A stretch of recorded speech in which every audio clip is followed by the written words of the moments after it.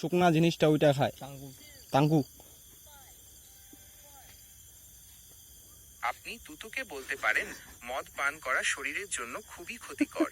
এটা খেলে লিভারের সমস্যা, ক্যান্সার, হৃদরোগের মতো মারাত্মক রোগ হতে পারে। আর ইসলামেও মদ পান করাকে ওই শালা হিন্দু।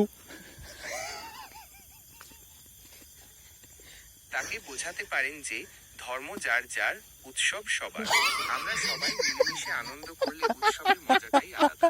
আপনি যদি চান আমি তাকে বলার জন্য আরো কিছু কথা তৈরি করে দিতে পারি। এই মাদারচোদ অনেক গাঞ্জা খায়। এই গাঞ্জা থেকে প্রতিরোধ করার জন্য একে কি করা যায়? একে পুটকিতে বাঁশ ঢোকা দেওয়া যায় নাকি?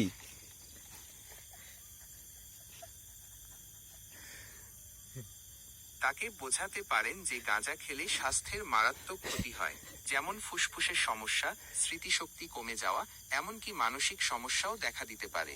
আর ইসলামেও মাদক সেবনকে নিরুৎসাহিত করা হয়েছে। আপনি যদি চান আমি তাকে আপনার এই কথাগুলা ও বাল দিয়ে পাতায় না।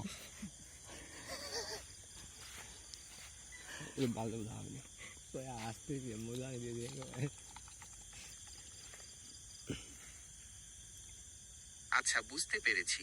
আপনি বরং অন্য কোনো বিষয়ে কথা বলতে পারেন, অথবা আমি যদি অন্য কোনোভাবে।